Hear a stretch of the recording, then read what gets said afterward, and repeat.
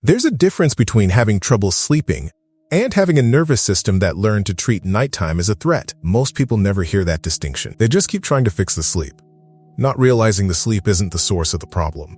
It's a symptom of something that runs a layer deeper. And that layer has a name. It has a pattern. And that pattern has 7 signs, specific enough that if you're living with this, you'll recognize most of them before this video is over. Not because this is a quiz, because when something has been unnamed for long enough, the act of naming it is the first thing that actually helps. That's what this video is here to do. Not to tell you what to do tonight, to give you the right frame for what you're actually dealing with, so that everything you try from here has a better chance of landing. So let's start with the distinction that changes everything. Most sleep content operates on one assumption, that poor sleep is primarily a behavioral problem. Go to bed earlier, cut the screens, take the melatonin, keep the room cool. And for some people whose sleep difficulty is situational, temporary, or rooted in habit, that advice works. But there's a category of sleeper for whom none of that holds. They do the things. They track the hours. They try the supplements. And they lie awake anyway, sometimes more anxious than before they started trying. Because now they're anxious about the fact that the things aren't working. That's not a compliance failure. That's a diagnostic mismatch. The tools they're using were built for behavioral sleep problems, but what they have is a nervous system that has learned, through repetition, through stress, through enough nights of lying awake in a state of alert, that the bed is not a place of safety. It is a place where threats arrive, and a nervous system that believes that cannot be fixed with a sleep mask and a consistent bedtime. So here are the 7 signs that what you're dealing with is anxiety-driven insomnia. Not just poor sleep. You don't need all 7. Most people with this pattern recognize 4 or 5 immediately and find the rest uncomfortably familiar. Sign 1, the noise stops and your mind gets louder. Not gradually, not after a few minutes of lying there. The moment the house goes quiet, the moment the day officially ends and there's nothing left to attend to, the thoughts arrive. All of them. At once. With an urgency that doesn't match the hour. Things you didn't finish. Things you said that might have landed wrong. Things that might go wrong tomorrow. If your mind slows down during the day, when there's stimulus, when there's noise, when there are things to do, but accelerates the moment you lie down, that's not random. That's a nervous system that has been using activity as regulation all day. And the moment the activity stops, the activation has nowhere to go. That was never about weakness. Sign 2. You wake up somewhere between 2 a.m. and 4 a.m. and the calculation starts immediately, not gradually. Not after a few minutes of disorientation. You're awake, and within seconds you already know what time it is, how many hours you've had, how many you might still get, and what tomorrow looks like on that amount. The math happens before you're fully conscious. And then the math makes sleep harder, because now you're not just awake, you're awake and monitoring, which is exactly the state a nervous system needs to not be in to return to sleep. This is one of the clearest markers of anxiety-driven insomnia. It's not just waking up. It's the immediate activation on waking, the threat scan that starts before your eyes are fully open. Your nervous system learned to treat the middle of the night as a moment that requires full attention. Sign 3. The dread starts before dinner, not at 11 p.m. when you're getting ready for bed. Not at midnight when sleep isn't coming. Somewhere around 6 or 7 in the evening, when the day starts winding down and the night becomes visible on the horizon, there's a weight that arrives. A low-grade dread. The knowing of what's probably coming. People with ordinary sleep difficulty don't feel this. They might be frustrated when sleep doesn't come, but the anticipatory dread, the hours-long pre-suffering that begins in the early evening, that belongs specifically to a nervous system that has learned to treat nighttime as something to survive. If you recognize this sign, you already know something important. The problem isn't just what happens between midnight and 6 a.m. It starts much earlier than that. Sign 4. You can feel the difference between tired and sleepy. And most nights, you have the first one without the second. Tired lives in the body, heavy limbs, slow movements, difficulty focusing. Sleepy is something else. A specific signal, a softening, a pull toward unconsciousness that feels different from exhaustion. People with anxiety-driven insomnia often run on tired for weeks at a time without ever feeling genuinely sleepy at bedtime. Because sleepiness requires a nervous system that believes it is safe to lose consciousness. And if your nervous system has learned that nighttime is threatening, It will suppress the sleepy signal, not out of stubbornness, but out of protection.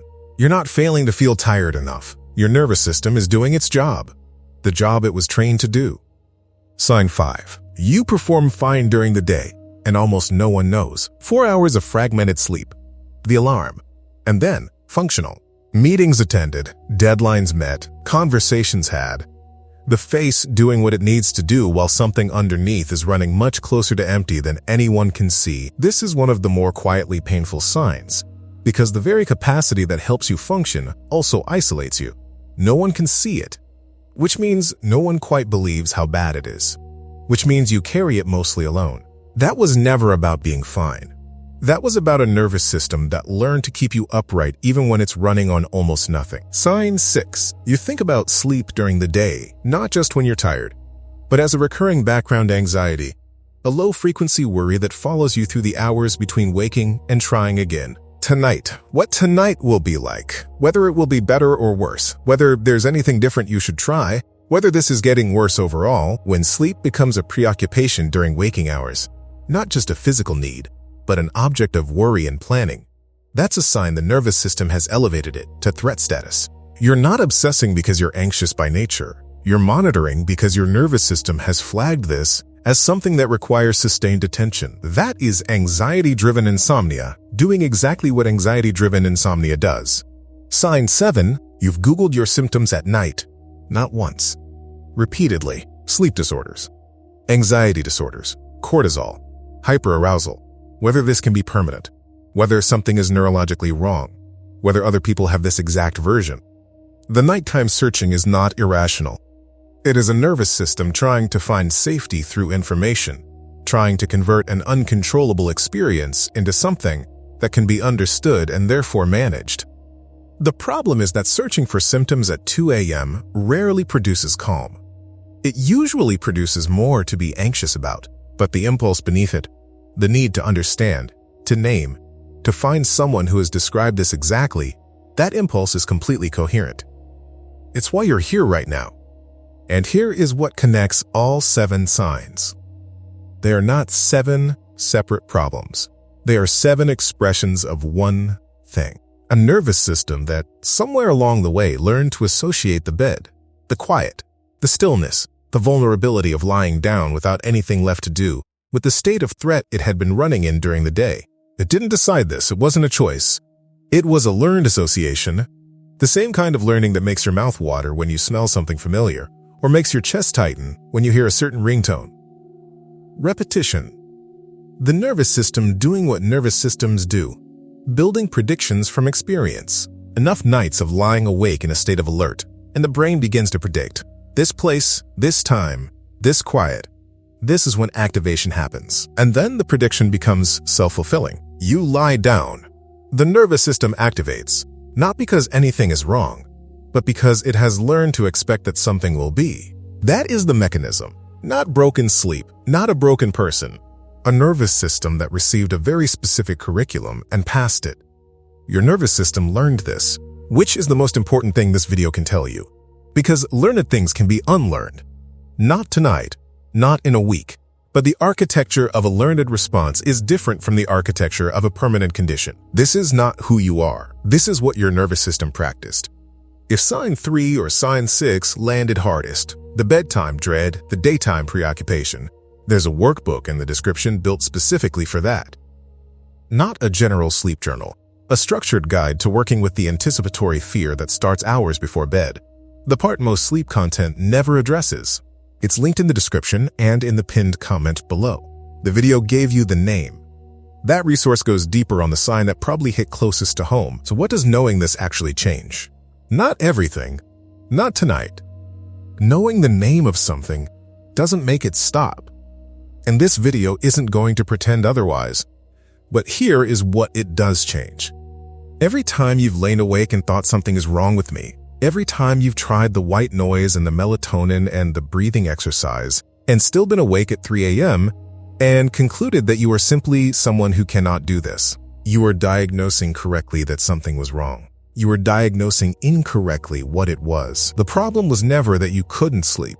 The problem was that your nervous system stopped believing the bed was safe. and you were applying solutions designed for the first problem to the second one. That's not failure. That's a mismatch between the tool and the task. The right tool for anxiety-driven insomnia looks different. It works at the level of the nervous system's learned associations, not just at the level of behavior. And it starts not with a protocol, but with something much smaller. Tonight, when the activation comes, when the mind accelerates, when the body tightens, when the familiar weight settles in, try this one thing. Don't try to sleep. Try to signal safety. Those are different instructions. Trying to sleep when your nervous system believes it's in threat mode is like trying to relax in the middle of a fire drill. The instruction and the context are working against each other, but signaling safety, a slow breath, a deliberate release of tension in the shoulders, a quiet acknowledgement that the room is safe even if the body doesn't believe it yet, that is working with the mechanism rather than against it. You're not fixing it tonight. You're introducing one small piece of counter-evidence to a nervous system that has been collecting evidence in the other direction. That's how learned responses change. Not in a single night. Through accumulation. One small signal at a time. This is not a willpower problem. It never was. It was always a nervous system problem. And nervous systems respond to repetition, which is the same thing that created this pattern and the same thing that will slowly revise it. If the bedtime dread is the sign that lives loudest for you, the hours of anticipatory wait before you even get to bed, the workbook in the description is built to work with exactly that. It's linked below and in the pinned comment. Which of the 7 signs hit closest to home? And how long have you been living with it before you had a name for it? You came here with a title and a suspicion. The suspicion that what you've been living with has a specific shape. That it isn't just poor sleep, isn't just stress, isn't just a phase that will pass when things calm down. You were right. Anxiety-driven insomnia is a specific pattern. It has a mechanism, a nervous system that learned, through repetition and real experience, to treat nighttime as a moment requiring vigilance. It has signs, 7 of them, and you likely recognized most of them before this video was halfway through. And it has a logic, which means it also has a path. Not a quick path.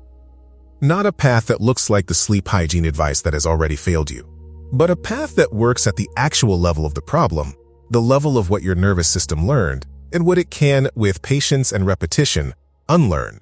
The person who can't sleep isn't who you are. It's what your nervous system practiced, under conditions that would have produced the same result in most people. That's not a small distinction. A character flaw doesn't change. A learned pattern does, slowly, non-linearly. Sometimes worse before it's better, but the architecture of a learned response is fundamentally different from the architecture of something permanent. Your nervous system learned this, which is the only thing that matters right now. Not what to do tonight. You have one small thing for that. Not how long it will take. That question is unanswerable, and the asking of it is part of the pattern. Just that. Your nervous system learned this, and you came here tonight, or this morning, or whatever hour this is, looking for something. I hope what you found was a beginning,